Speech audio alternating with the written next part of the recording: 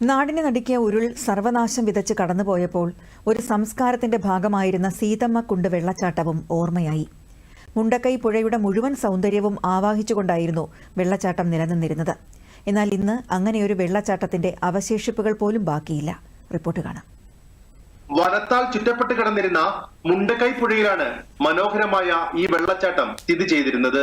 പ്രകൃതിയുടെ മനോഹരമായ കയ്യൊപ്പ് ചാർത്തിക്കൊണ്ട് കാഴ്ചക്കാരിൽ വിസ്മയമൊരുക്കി സഞ്ചാരികളെ ആകർഷിച്ചിരുന്ന ഒരു വെള്ളച്ചാട്ടം കൂടിയായിരുന്നു സീതമ്മക്കുണ്ട് വെള്ളച്ചാട്ടം.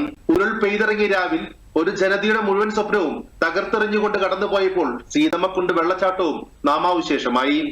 മുണ്ടക്കയില് നിരവധി വിനോദസഞ്ചാരികൾ എത്തിയിരുന്ന ഒരു വെള്ളച്ചാട്ടാണ് സീതമ്മക്കുണ്ട് വെള്ളച്ചാട്ടം എന്ന് പറയുന്നത്. ഏറെ ചരിത്ര പ്രാധാന്യമുള്ള ഒരു ഐതിഹ്യങ്ങളൊക്കെ നിറഞ്ഞ ഒരു വെള്ളച്ചാട്ടമാണ്. മുകളിൽ ക്ഷേത്രമുണ്ട്.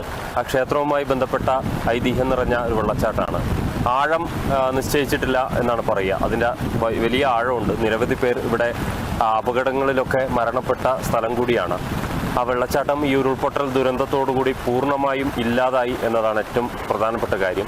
വനവാസ കാലത്ത് രാമലക്ഷ്മണന്മാർ ഇവിടെ താമസിച്ചിരുന്നുവെന്നും സീതാദേവി ഈ കുളത്തിൽ കുളിച്ച് കുന്നിന് മുകളിലെ മാരിയൽ ക്ഷേത്രത്തിൽ ദർശനം നടത്തിയിരുന്നുവെന്നുമാണ് വിശ്വാസം. മുണ്ടക്കൈ മാരിയമ്മൻ ക്ഷേത്രോത്സവത്തോടനുബന്ധിച്ച് ഇവിടെയുള്ള ഹൈന്ദവ വിശ്വാസികൾ ഇവിടെ നിന്നും കുളിച്ച ശേഷം മാത്രമേ പൂജാകർമ്മങ്ങളിൽ ഏർപ്പെടുന്നത്. അവശേഷിപ്പുകൾ പോലും ബാക്കിയില്ലാതെ മുണ്ടക്കൈയെ തുടച്ചു നീക്കിയ മഹാദുരന്തത്തിൽ എല്ലാം വേദനയോടെ ഓർക്കുകയാണ് ഇവിടുത്തുകാർ. Arun Vincent, news bureau, Wayanad.